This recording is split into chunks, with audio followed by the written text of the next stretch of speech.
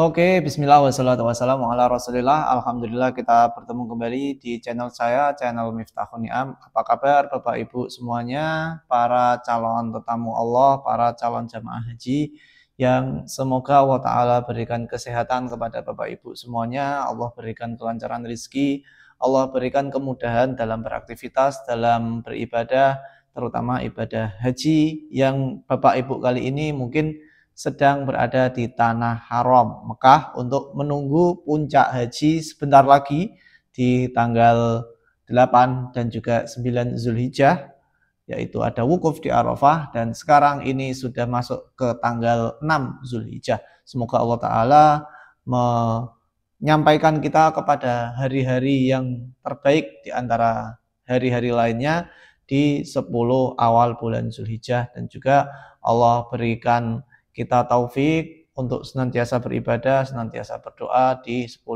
awal hari bulan Zulhijjah yang punya banyak keutamaan ini. Amin ya rabbal alamin. Dan keberangkatan haji tahun 2025 ini itu kebanyakan adalah mereka yang sudah menunggu atau mengantri sekitar 12 sampai 13 tahun yang lalu sudah mendaftar. Itu kalau di daerah saya, lokasi di sekitar Jepara, Kudus, dan sekitarnya itu antrinya 13 tahun. Tetapi untuk di daerah lain mungkin antrinya juga sudah lebih lama lagi, mungkin ada yang sampai 15 tahun dan seterusnya.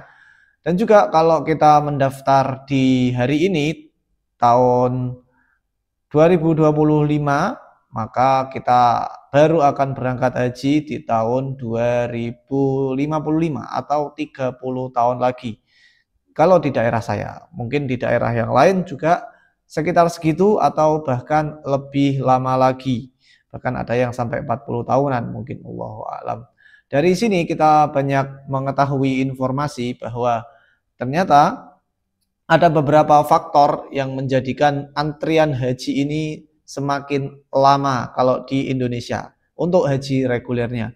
Salah satunya adalah dana talangan haji. Apakah Bapak Ibu sudah tahu apa itu dana talangan haji? Akan kita bahas di video kali ini untuk selengkapnya.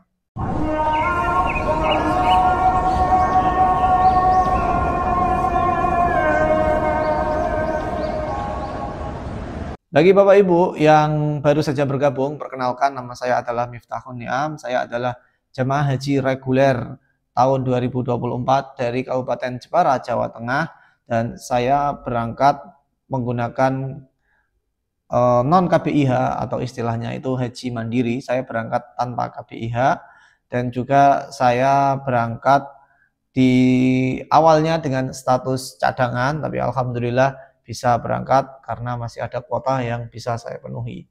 Cerita saya terkait dengan jamaah haji non KBIH ada di playlist haji non KBIH, dan juga cerita saya terkait dengan perjalanan haji tahun 2024 mulai dari keberangkatan sampai kepulangan bisa Bapak Ibu simak di cerita haji 2024. Selain cerita haji, ada juga berita haji yang membahas terkait dengan berita-berita terkini terkait dengan ibadah haji di playlist berita haji. Ada juga tips-tips haji yang bisa Bapak Ibu simak. Mungkin juga bagi Bapak Ibu yang hendak berangkat haji bisa menyimak tips-tips yang semoga bermanfaat bagi Bapak Ibu di playlist tips haji. Dan juga ada keluh kesah para jamaah haji dan juga derita-derita yang dialami oleh jamaah haji yang saya sampaikan secara santai di playlist derita haji. Oke, Bapak Ibu yang baru saja bergabung dan belum klik subscribe, silakan klik subscribe dulu, nyalakan lonceng notifikasi, dan juga klik like, dan juga share video ini ke teman-teman Bapak Ibu yang mungkin mereka membutuhkan informasi ini, dan juga komentar. Nah, mungkin nanti ada tambahan-tambahan yang Bapak Ibu bisa sampaikan, silakan tulis di kolom komentar. Oke, kita mulai dulu. Skema dana talangan haji ini sudah mulai dijalankan itu sejak lama, sejak tahun 2010 tepatnya, mungkin tahun 2010 dan tahun 2011. Nah, mulai saat itulah antrian haji itu mulai mengekor cukup panjang. Nah, skema ini adalah skema di mana seseorang yang belum punya dana cukup untuk mendaftar haji, kemudian dia dibantu oleh lembaga keuangan agar bisa langsung mendapatkan porsi haji. Nantinya dana ini dibayar secara cicilan, baik itu mungkin per tahun atau mungkin per bulan. Ini efeknya tentu saja pada faktanya itu memperparah panjangnya antrian haji di Indonesia untuk haji reguler ya. Nah, yang kita tahu kalau haji reguler itu sangat ramai peminatnya karena cukup membayar DP di awal sebanyak 25 juta itu sudah bisa untuk mendapatkan nomor porsi. Tetapi pada kenyataannya banyak orang yang hakikatnya belum punya uang sebanyak 25 juta, tetapi mereka bisa juga mendaftar dan juga bisa langsung mendapatkan porsi haji. Salah satunya dengan skema dana talangan haji. Nah, seseorang yang sebenarnya belum mampu tapi bisa masuk daftar antrian. Artinya waiting list diisi oleh calon jamaah yang belum siap secara finansial dan bahkan mungkin belum siap secara mental dan fisiknya. Padahal kuota haji kita itu kan terbatas ya. Namun satu nama masuk antrian artinya satu nama lain harus menunggu lebih lama.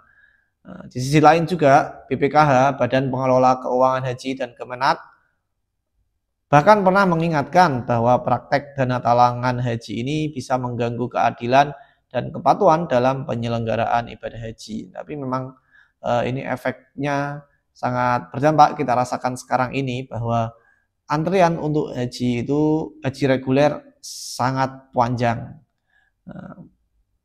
Maka dari itu, kita pahami bahwa berhaji itu adalah istilahnya itu mampu atau istitoah. Istitoahnya itu bagi hartanya dan juga bagi kesehatannya.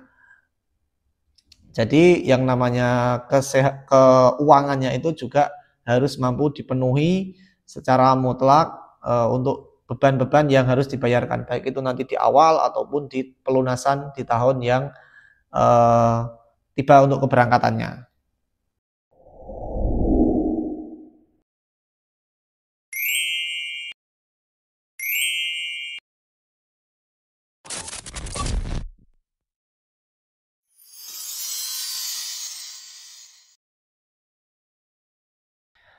Sementara status hukum dana talangan haji ini melalui pemerintah ya, Kementerian Agama dan juga OJK, Otoritas Jasa Keuangan ini telah melarang secara tegas praktek dana talangan haji sejak tahun 2016. Larangan ini sudah ada perintahnya di Surat Edaran Kemenak nomor 4 tahun 2016 dan juga pernyataan resmi OJK yang menegaskan bahwa lembaga keuangan tidak boleh menawarkan produk pembiayaan pendaftaran haji reguler. Nah, seperti yang kita tahu tadi, kenapa ini dilarang? Yang pertama itu memang mengganggu keadilan dalam antrian haji. Orang yang sebenarnya lebih mampu secara finansial, dia bisa membayar secara lunas DP-nya ataupun bahkan membayar untuk pelunasannya pun banyak yang bisa. Nah, tapi harus tertunda sekian lama oleh karena orang-orang yang secara finansial sebenarnya belum mampu tapi dimampukan oleh beberapa lembaga keuangan. Kemudian yang kedua, menyalahi prinsip istitoah. Seharusnya istitoahnya itu adalah dalam hal finansialnya dia belum istitoah tetapi dipaksa bisa istitoah oleh beberapa oknum dari lembaga keuangan. Lembaga keuangan di sini maksudnya itu adalah ada bank, ada koperasi, dan lain sebagainya. Pokoknya dia yang bisa menyediakan pinjaman dan lain sebagainya, itu kita sebut sebagai lembaga keuangan. Yang ketiga itu adalah memanfaatkan dana umat untuk keuntungan lembaga keuangan tadi. Bisa jadi lembaga keuangan tadi itu bermaksud untuk mendapatkan keuntungan dari yang namanya dana talangan itu. Bisa jadi dari dana talangan yang dikeluarkan itu si calon jamaah haji ini membayarnya justru lebih, istilahnya itu ada bunganya, ada ribanya, dan ini juga salah satu yang menjadi kemudorotan yang mungkin menjadi pertimbangan oleh pemerintah dan juga OJK. Nah, seperti itu.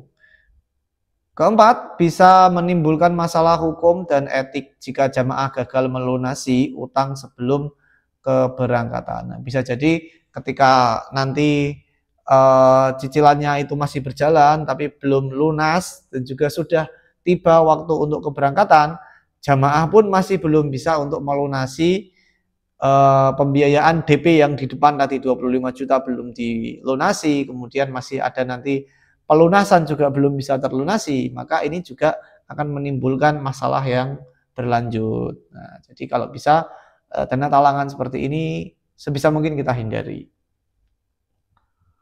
Kemudian, apakah prakteknya sampai hari ini, sampai sekarang ini masih ada? Buktinya masih ada. Beberapa lembaga itu biasanya tidak secara terang-terangan menawarkan produk serupa, tapi diganti nama menjadi nama yang berbeda, seolah-olah berbeda, tetapi secara hakikatnya, prinsipnya, penjalanannya itu juga sama saja. Seperti kadang orang kalau dibilang pembiayaan porsi hajinya, dia itu mencicil untuk mendapatkan porsi haji, tapi langsung dapat porsi haji di depan. Nah, itu yang salah. Kalau mencicil porsi haji, mendapatkan porsi hajinya itu ketika sudah lunas, nah itu tetap boleh, insya Allah. Seperti itu mungkin menurut saya. Karena prinsipnya itu memang kalau sudah terkumpul uangnya, baru bisa mendapatkan porsi haji, itu baru benar. Kemudian ada juga yang mengatasnamakan investasi syariah untuk daftar haji. Nah, itu juga mungkin juga praktek terselubung, cuma mengganti namanya, pada prakteknya tetap sama dengan dana talangan haji. Kemudian ada lagi yang berkata tabungan haji berkala plus porsi, tabungan haji berkala plus dapat porsi haji. Nah, seperti itu. Ada juga nanti mungkin bisa jadi marketingnya adalah haji pay letter. Nah, mungkin nanti juga bisa seperti itu. Nah, nanti Bapak Ibu juga wajib hati-hati, jangan sampai terjerumus kepada hal-hal yang demikian, karena itu bisa memberikan mudarat kepada banyak orang, jamaah haji seluruh Indonesia bahkan. Mereka mencoba menyamarkan program ini agar terlihat sah, padahal esensinya tetap sama. Mendaftarkan seorang yang belum punya dana cukup dengan meminjami dana dari lembaga keuangan tersebut. Nah, seperti itu hakikatnya. Itu tadi adalah dana talangan haji, meskipun sudah banyak dilarang oleh pemerintah, tapi praktek terselubungnya masih bisa dimanfaatkan oleh beberapa oknum. Dan juga calon jamaah haji dianjurkan untuk mendaftar secara murni dari dana sendiri dan sesuai prinsip istitoah. Semoga Bapak Ibu semuanya yang mempunyai kehendak untuk mendaftar haji, Allah berikan kecukupan rezekinya, kecukupan secara materialnya, dan juga secara kesehatannya, sehingga bisa lulus dari berbagai aspek untuk menjadi syarat mendaftar haji. Amin ya robbal alamin. Mungkin seperti itu dari saya. Kalau memang Bapak Ibu ada tambahan, silakan Bapak Ibu tulis di kolom komentar. Dan juga jangan lupa untuk klik like, comment, share, subscribe video ini, sebarkan video ini ke teman-teman Bapak Ibu. Siapa tahu teman-teman Bapak Ibu sedang membutuhkan informasi terkait ini. Oke. Cukup demikian dari saya, semoga bermanfaat. Wassalamualaikum warahmatullahi wabarakatuh.